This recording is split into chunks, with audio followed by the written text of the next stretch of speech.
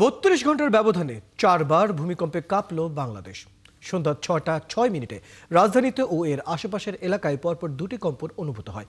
এর আগে সকাল 10:30টায় ৩.৩ মাত্রার ভূমিকম্পের উৎপত্তিস্থল ছিল নরসিংদীর পলাশে। আর শুক্রবার সকালে নরসিংদীর মাধবদীতে ৫.৭ মাত্রার ভূমিকম্প হয়েছে। আরও জানাচ্ছেন আফসানা শাওন। শুক্রবারের শক্তিশালী ভূমিকম্পের পর সবাই আতঙ্ক নিয়েই অপেক্ষা করছিল আফটার শকের। প্রায় ২৪ ঘন্টা পর একই জেলায় এলো আফটার শক, আর ৮ ঘন্টা পার না হতেই দ্বিতীয় দফার আফটার শকের কবলে পড়ল দেশ। সন্ধ্যা ৬টা ৬ মিনিটে ভূমিকম্পের মাত্রা ছিল ৩.৭। এই তথ্য দিয়েছে আবহাওয়া অধিদপ্তর, আর এর উৎপত্তি স্থল ছিল রাজধানীর বাড্ডা। ইউরোপিয়ান মেডিটেরেনিয়ান সিসমোলজিক্যাল সেন্টারও জানিয়েছে ভূমিকম্পের মাত্রা ছিল ৩.৭। তবে মার্কিন ভূতাত্ত্বিক জরিপ সংস্থা ইউএসজিএস জানিয়েছে এই ভূমিকম্পের মাত্রা ছিল ৪.৩, আর এর উৎপত্তি স্থল ছিল নরসিংদী থেকে ১১ কিলোমিটার পশ্চিমে, আর গভীরতা ছিল ভূপৃষ্ঠ থেকে ১০ কিলোমিটার। এর আগে সকাল 10:30টায় ৩.৩ মাত্রার ভূমিকম্প রেকর্ড করা হয়েছে।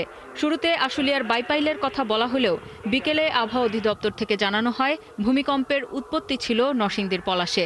বিশ্লেষণে সমস্যার কারণে এই ভুল হয়েছিল বলে জানায় অধিদপ্তর। মৃদু ভূমিকম্প হলেও মানুষের মাঝে আতঙ্ক ছড়িয়ে পড়ে। আমরা খুব আতঙ্কের মধ্যে আছি, ঠিক আছে।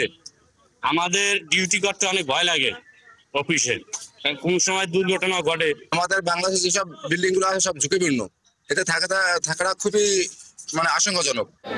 শুক্রবারের ভূমিকম্পের উৎপত্তি স্থল ছিল নরসিংদীর মাধবদী। সেখান থেকে পলাশের দূরত্ব ১০ কিলোমিটার। দ্বিতীয় ও তৃতীয় দফার ভূমিকম্পগুলোই আফটার শক বলে জানিয়েছে আবহাওয়া অফিস। আজকের ভূমিকম্পটা আসলে কালকে যেটা হয়েছে তারই আসলে আফটার শক হিসেবে আমরা এটাকে বলবো। ঢাকার এত কাছে ভূমিকম্পের উৎপত্তি স্থল, এ নিয়ে মানুষের আতঙ্কের শেষ নেই। বিশ্লেষকরা বলছেন অভাব আছে পর্যাপ্ত প্রস্তুতির। কর্তৃপক্ষের উচিত, যেখানে অনেক ছাত্রছাত্রী একসাথে থাকে, বা সেখানে বলা উচিত যে এরকম কিছু হলে তোমরা এইভাবে যাবে না। একটা জায়গা বের করে দেওয়া উচিত, যে যেমন 3 তলায় যদি এরকম হয় তোমরা এই জায়গাটায় এসে থাকবে, যেখানে বিমের নিচে আছে। সেই জায়গাগুলো তাদেরকে বলে দেওয়া উচিত, যেগুলো বলা হয় না, মানুষ প্যানিক হয়।